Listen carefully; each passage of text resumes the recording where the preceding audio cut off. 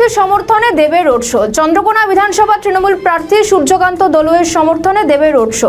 চন্দ্রকোনার Ramjibanpur bus stand থেকে রামজীবনপুর কালীতলা পর্যন্ত প্রায় 2 কিলোমিটার রোড শো করেন দেব। দেবকে দেখতে রাস্তা দুপাশে দাঁড়িয়েছিল অসংখ্য মানুষ। ভিড় সামলাতে হিমশিম খেতে হয় পুলিশকে। দেব জানান, তিনি সারা বাংলা জুড়ে যে সাড়া দেখতে পাচ্ছেন তাতে তিনি আশাবাদী যে গতবারের তুলনায় এবার তার দল অন্তত 5 থেকে 10টি আসন জিততে পারবে। যেভাবে মানুষের সাড়া দিচ্ছে তাতে ঘাটাল এবং চন্দ্রকোনায় আমরা জিতছি। দেবদা, এত জনজোয়ার, জয় কি নিশ্চিত? জয় নিয়ে কি বলবেন? আমার কি মনে হয় কত আসন পাবেন?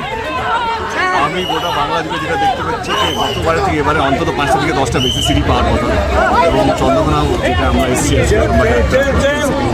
খুব ভালো, সারা খুব ভালো ভালো আওয়াজ পাচ্ছি সবার কাছ থেকে, এবং এবারে আমরা এসেছি।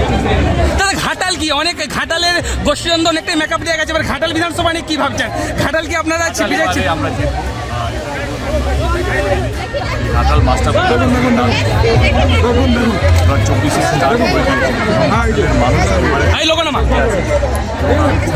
দেখতেই পাচ্ছ। আমি অনেকবার বলেছি দলকে আমাকে ঘাটালে পাঠাও, এখন দল বাংলার ঘাটাল 19 তারিখে যাচ্ছে।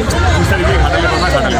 দাদা, মিঠুন দা এসেছিল রোড শো করেছিল ঘাটালে, কিন্তু একটি কথাও বলেনি। আপনি কি বলবেন? কিচ্ছু বলে না দাদা।